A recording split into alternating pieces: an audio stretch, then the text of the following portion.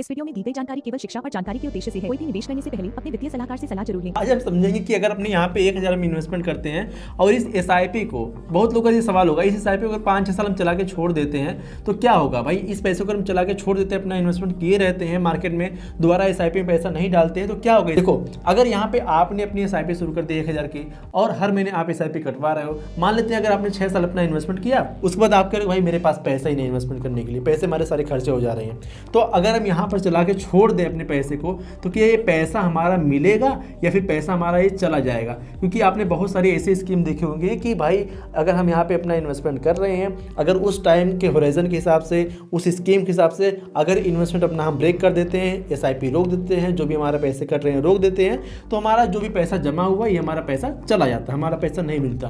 तो क्या ऐसा एसआईपी भी होता है कि अगर हम मान लेते हैं हमने चुन लिया यहाँ पे 10 साल का हमने मान लेते हैं चुन लिया इन्वेस्टमेंट करना, और हमने यहाँ पे 1 साल किया, 2 साल किया, 3 साल किया, 4 साल किया, 5 साल किया, 6 साल किया, और यहाँ पर आके मेरे पास पैसे खत्म होने लगे, हमारे खर्चे बढ़ गए, बच्चों की पढ़ाई दवाई वगैरह चलने लगी, तो बहुत सारे जो पैसे हैं हमारे खत्म हो जाते हैं यहीं पे, हमारे पास पैसे बचते नहीं हैं और इसलिए अपना इन्वेस्टमेंट यहाँ पे नहीं कर पाते। 5-6 साल हमने यहाँ पे अपना इन्वेस्टमेंट किया, 3-4 साल बचा था और उसके बाद अपना इन्वेस्टमेंट हम नहीं कर पा रहे हैं, तो क्या होगा, हमारे पैसे मिलेंगे या फिर हमारे पैसे डूब जाएंगे। भाई सारी कन्फ्यूजन को दूर करूँगा, इसलिए वीडियो को लाइक कीजिएगा, चैनल पर बार चैनल को सब्सक्राइब कर लीजिएगा, क्योंकि आपके लिए मैं इसी तरीके से इंटरेस्टिंग वीडियो लेकर आता रहता हूँ। चलिए अब बात करते हैं यहाँ पे कि आप अगर यहाँ पे एसआईपी कर दिए हैं तो क्या आपके पैसे मिलेंगे या फिर आपके पैसे नहीं मिलेंगे। इसको हम समझेंगे यहाँ पे 2-4 पॉइंट में समझेंगे जिससे आपको क्लियर हो पाए सारी चीज़ें। तो यहाँ पर मैं 1 पॉइंट 2 3 4 5 आप लोग सोचेंगे पॉइंट क्यों बताता हूँ। पॉइंट बताने से क्लियर हो जाता है कि इन 5 पॉइंट को अगर हम देखते हैं तो फ्यूचर में हमें नुकसान होने से हमें बचा लेंगे। ठीक है, देखिए नुकसान कैसे होता है भाई, हम अपना इन्वेस्टमेंट कर दिए और उसको हम समझे नहीं पा रहे हैं तो हमारे पैसे नहीं निकाल पाते हैं। ठीक है, देखिए हम यहाँ पे अगर अपनी एसआईपी चला के छोड़ देते हैं तो ज़्यादा से ज़्यादा क्या होगा भाई, हमारे जो पैसे हैं यहाँ पर इन्वेस्ट रहेंगे। ठीक है, हमारे पैसे यहाँ पे इन्वेस्ट रहेंगे। इन्वेस्ट रहने का मतलब क्या है, देखो हमने एसआईपी जो यहाँ पे कटवाना चालू कर दिया ना, हमारी एसआईपी सेबी के अंडर में होती है। हमारी ऐसे ही नहीं कि हम किसी पैसे की कंपनी में अपने इन्वेस्ट कर दिए और हमारा पैसा कंपनी लेकर भाग गया, नहीं जा सकता है, उसके ऊपर सेबी रेगुलेट करती है। और आपके पैसे कहाँ कहाँ पे इन्वेस्ट हो रहे हैं इसको आप ट्रैक कर सकते हो। कैसे ट्रैक कर सकते हो, आप यहाँ पे अपने पैन कार्ड के थ्रू, ठीक है, अपने पैन कार्ड के थ्रू, या फिर आपको एक फोलियो नंबर मिलता है दोस्तों, फोलियो नंबर 6-7 अंक का होता है, जैसे 1 2 3 4 5 6 7 ऐसे आपको फोलियो नंबर कुछ अंक का होता है। तो आपको अपने फोलियो नंबर को रखना है, आपके डेट ऑफ बर्थ को रखना है, आपके मोबाइल नंबर को रखना है। अगर ये सारी डिटेल आप रखते हो तो जिस भी एएमसी में, मान लेते हैं XYZ कोई एएमसी है, ठीक है, XYZ समझ में आ रही है, नहीं आ रही है ना, चलो एग्जाम्पल के लिए मान लेते हैं आपने HDFC के एएमसी में अपने पैसे इन्वेस्ट किए और यहाँ पे 4 साल 5 साल चला के आपने छोड़ दिया, तो आपको जो फोलियो नंबर अलॉट हुआ है ये आपको फोलियो नंबर डाल के उसकी वेबसाइट पे जाकर एएमसी की आप अपने म्यूचुअल फंड को ट्रैक कर सकते हैं। कुछ म्यूचुअल फंड एएमसी है कि आप अपने पैन कार्ड को, मान लेते हैं यहाँ पे ये आपका पैन कार्ड है, ठीक है,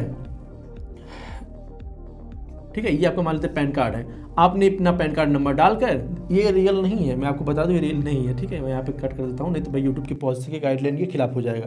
तो यहाँ पर ये हमने अपना पैन कार्ड डाल दिया, अपना पैन कार्ड नंबर डाल देते हैं, उसके बाद यहाँ पे हम ट्रैक कर सकते हैं। तो इस तरीके से हमें अपने इन्वेस्टमेंट को ट्रैक करना होता है। ठीक है, हमारे पैसे कहीं पर नहीं जाते भाई। अच्छा हाँ, एक सवाल अभी आपके मन में और आ रहा होगा, भाई सब्सक्राइब कर, अच्छा ऊपर लगा दिया मैंने। एक सवाल और आ रहा होगा कि अगर हम मान लेते हैं ये पैसे यहाँ पे हम इन्वेस्ट करके छोड़ दिए, पैसे हमने जमा कर दिए बट पैसे निकाले नहीं, तो मान लेते हैं 2-4 साल, 10 साल, 20 साल, 50 साल, 50 साल ज़्यादा हो जाएगा, 40 साल मान लेते बीत गया, तो हमारे पैसे कहाँ क्या होंगे, मिलेंगे, कितना मिलेंगे, कितना मिल सकते हैं। कैलकुलेशन समझेंगे जरा सा, हाइपोथेटिकली, इलस्ट्रेशन ओनली, कोई गारंटी नहीं होगा, समझ लेते हैं जरा सा ये क्या हो सकता है। हुआ क्या ना, मैंने जो ये पॉइंट थे इसको मुझे 4-5 पॉइंट बताना था, तो मैंने यहाँ पे पॉइंट एक ही में सारा चीज़ें बता दिया, इसको मैं पॉइंट इरेज कर देता हूँ। ठीक है, हमें एक बात को ध्यान में रखना है, जितने टाइम तक, ठीक है, जितने टाइम तक हम होल्ड रखेंगे हमें उतना ही अच्छा यहाँ पे ग्रोथ देखने को मिल सकती है। यार आप लोगों ने देखा होगा कि अगर आज से किसी ने 10 साल 12 साल पहले अगर किसी ने एक प्लॉट लिया था, छोटा सा प्लॉट, ठीक है, किसी ने एक प्लॉट लिया था, मान लेते 10 लाख का उसने प्लॉट लिया था, आज उसकी वैल्यू 50 लाख हो सकती है, 45 लाख हो सकती है। क्यों हो सकती है? क्योंकि उन्होंने लंबे समय तक अपने पैसे को होल्ड रखा, वहाँ पे प्लाट ले लिया, घेराबंदी वगैरह करवा दिया, उसको होल्ड रखा है, तो उसकी वैल्यू बढ़ गई। अब वो अगर बेचने जाता है तो उसको अच्छा खासा दाम मिल जा रहा है। तो सेम हमारे इन्वेस्टमेंट के साथ होता है। मान लेते हैं हमने यहाँ पे अपना 6 साल अपना SIP किया, मतलब हमने यहाँ पे उस कुछ कंपनी के यहाँ पे शेयर या स्टॉक लेके रख दिया। अब उस स्टॉक का प्राइस बढ़ेगा, यूनिट का प्राइस बढ़ेगा, तो हमारे पैसे भी बढ़ेंगे उस हिसाब से। यही होता है सिंपल, हर इन्वेस्टिंग में यही होता है। चाहे आप FD कर दो, चाहे आप LIC में इन्वेस्ट करो, चाहे आप SIP में इन्वेस्ट करो, चाहे म्यूचुअल फंड में करो, चाहे स्टॉक में करो, चाहे ETF में करो, चाहे ज़मीन या प्लॉट में करो, ये समय के साथ साथ आपकी वैल्यू को बढ़ाता है। ठीक है, आपके पैसे की वैल्यू को बढ़ाता है, तो आपकी वैल्यू बढ़ेगी। भाई पैसा क्या देता है? पैसा आपको कॉन्फिडेंस देता है। जितना पैसा आपको बढ़ेगा, आपको अंदर से उतना ही कॉन्फिडेंस आएगा किसी से बात करने में। तो ये होता है तरीका। ठीक है, अच्छा ये हो गया, मतलब जितने टाइम तक अगर आप होल्ड करते हो, मतलब उतना आपको यहाँ पे अच्छा खासा रिटर्न देखने को मिल सकता है। अब एग्जाम्पल हम मान लेते हैं, इसको इरेज कर दें, इरेज ही कर देते हैं, इरेज कर देते हैं। आज अब मैथ सॉल्व करते हैं क्लास 5 वाली। ठीक है, अब देखो यहाँ पर हमने 1000 रुपये का अपना SIP अमाउंट चुन लिया। ठीक है, अब इसको हम यहाँ पे मल्टीप्लाई करते हैं 12 से, यानी ये होता है 12,000 रुपये हमारा ये साल का। ठीक है, एक साल में इतना हम अपना पैसा इन्वेस्ट करते हैं। अब इसको मल्टीप्लाई कर देते हैं 6 से, तो यहाँ पे लगभग 72,000 हमारा यहाँ पे आ जाता है। मतलब टोटल अपना इन्वेस्टमेंट हम 72,000 रुपये करेंगे। ठीक है, इसके हिसाब से अगर हम 1000 रुपये की SIP करते हैं और 5-6 साल चला देते हैं, उसको तो हमारे पास पैसे बचते ही नहीं इन्वेस्टमेंट करने के लिए, तो वहाँ पे SIP अपनी हम बंद कर देते हैं। अब देखो SIP बंद होने का मतलब ये नहीं कि आपका पैसा कहीं पर चला जाएगा, पैसा आपका रहेगा, इन्वेस्टेड रहेगा। आप डरिएगा मत, बिल्कुल भी मत डरिएगा। हाँ, मार्केट के हिसाब से ऊपर नीचे हो सकता है, बट ये सोचो कि हमारा पैसा गायब हो जाएगा, नहीं मिलेगा, पॉलिसी के अंदर चला जाएगा, ऐसा नहीं है। पैसा आपको मिलेगा, आप जब चाहो तब पैसा विड्रॉल कर सकते हो अपना, लेकिन वही मार्केट के हिसाब से होगा, कभी ऊपर कभी नीचे ही हो सकता है। अच्छा, ये हमने यहाँ पे टोटल इन्वेस्टमेंट कर दिया।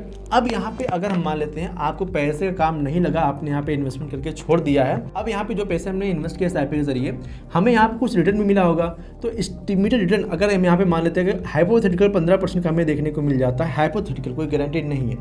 अगर यहाँ पे एक्सपेक्टेड रिटर्न हम मान लेते हैं, हमें यहाँ पे 45,000 देखने को मिल गया, एंड यहाँ पर टोटल वैल्यू जो हमारी बनी ये लगभग इतना के आसपास हमें देखने को मिल रही है। ठीक है, एंड अब हम क्या करते हैं कि हमें पैसे काम तो अभी है नहीं, हम चलो कहते हैं कि हम 10 साल बाद अपने पैसे को लेंगे। ठीक है, अभी हम पैसे नहीं लेते क्योंकि अभी हमारा खर्चा चल जा रहा है, आगे 8-10 साल में पैसे काम लगेगा तो अपने पैसे निकालेंगे। हम मान लेते हैं यहाँ पे 10 साल होल्ड कर लिए। ठीक है, 10 साल अपने पैसे को होल्ड रखे, हमने पैसा नहीं निकाला, हमारे पैसे कितना बने, कोई एक्स्ट्रा पैसा तो डाला नहीं। अब देखो यहाँ पर हमारा एस्टिमेटेड रिटर्न के तौर पे लगभग ये अमाउंट दिख रहा होगा, एंड टोटल वैल्यू ये हाइपोथेटिकली देखने को समझ में आ रही होगी। ठीक है, ये हमने 10 साल होल्ड रखा है। अगर हम मान लेते हैं और 10 साल होल्ड रखते हैं, चलो हमें पैसे काम अभी भी नहीं है, अभी अपना पैसा में इन्वेस्टेड रहने देते हैं, तो हमने यहाँ पे अगर 20 साल और होल्ड कर लिया, ठीक है, हमारा यहाँ पे एस्टिमेटेड रिटर्न कितना होगा? आप कहोगे ये जी इससे डबल हो जाएगा, और क्या होगा, यहाँ पे 10 साल में इतना बना, इसका डबल हो जाएगा। अब देखो यहाँ पे होता क्या, कंपाउंडिंग का जादू कैसे चलता है। यहाँ पे एस्टिमेटेड रिटर्न के तौर पे है, ये आपको यहाँ पे समझ में आ रहा होगा, एंड टोटल वैल्यू ये। ठीक है, समझिएगा पहले, अगर आप सही तरीके से होल्ड करते हो, आपको पैसे काम अगर नहीं लग रहा है अभी, तो ये आपकी वैल्यू ये दे सकता है। अच्छा, यहाँ पे आपका टोटल कितना टाइम हुआ, 10 साल ये हुआ, 20 साल हुआ, मतलब 30 साल हो गया, 6 साल आपने इन्वेस्ट किया तो मतलब 36 साल हो गया। एंड यहाँ पर आप कहते हो कि नहीं यार मुझे पैसे काम अभी भी नहीं है, बस 4 साल आप यहाँ पे और होल्ड रखते हो। अगर अब यहाँ पे हाइपोथेटिकली देखते हैं हम, तो ये लगभग आपका जो रिटर्न के तौर पे दिख रहा है, लगभग आपको यहाँ तक पहुँचाया होगा, एंड टोटल वैल्यू जो है ये लगभग आपको यहाँ तक पहुँचाई होगी। ठीक है, ये तो मतलब आपको टोटली यहाँ तक आपको पहुँचाने में जो सफ़र लगा, आपका कितना इन्वेस्टमेंट हुआ, आपका ये इन्वेस्टमेंट हुआ, लेकिन आपको यहाँ तक टच कराया। क्यों कराया? क्योंकि आपने यहाँ पे समय दिया।